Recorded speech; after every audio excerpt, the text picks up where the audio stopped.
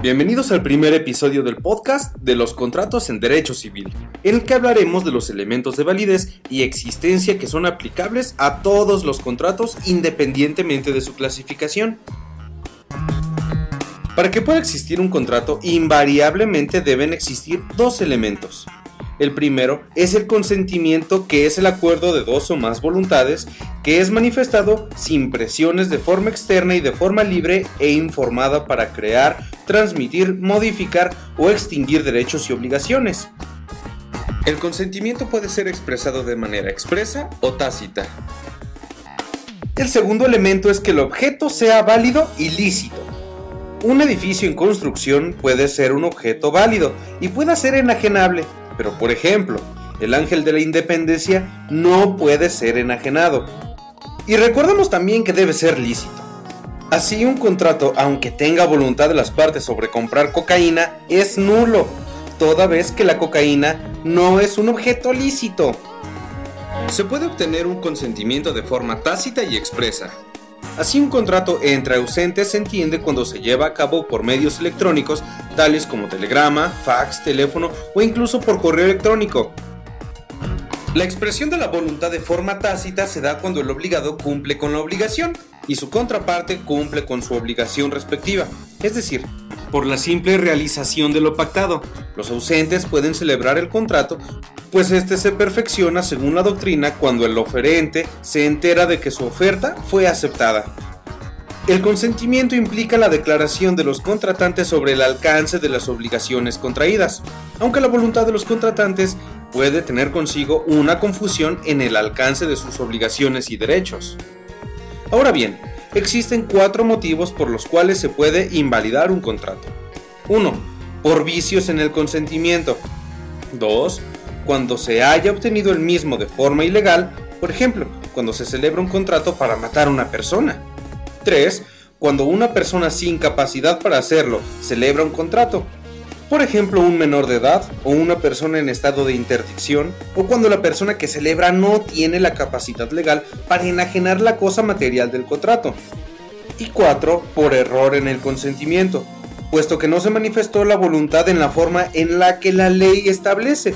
Por ejemplo, en una compraventa de un inmueble es preciso manifestar la voluntad ante un notario público. Existen 4 conceptos que pueden causar nulidad de contrato. Estos son: error. Es la falsa interpretación de la realidad, un estado psicológico en discordancia con la realidad objetiva.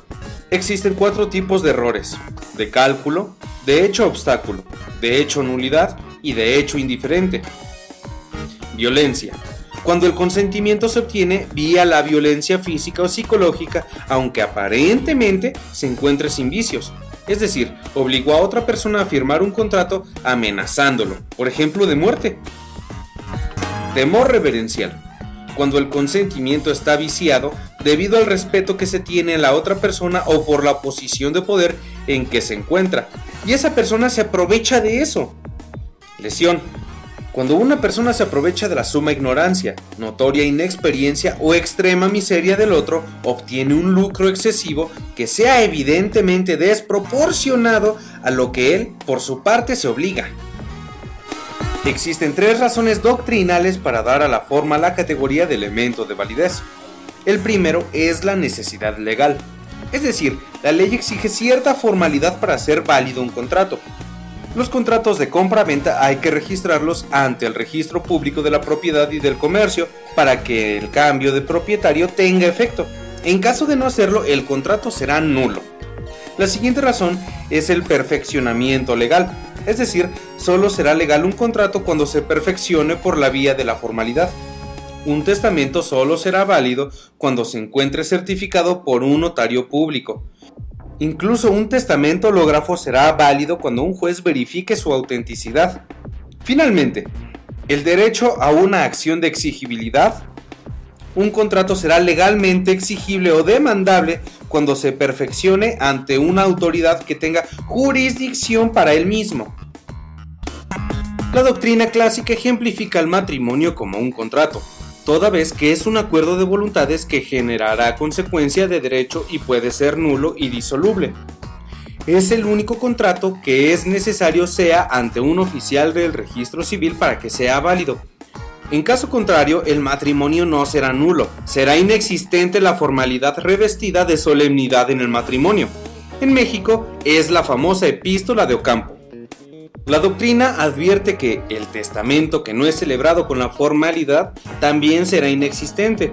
Sin embargo, la legislación civil ha aceptado como válido un testamento hológrafo que no reviste más formalidad que el puño y letra de la persona que lo haga, haciéndolo válido. Hasta la próxima. Información obtenida de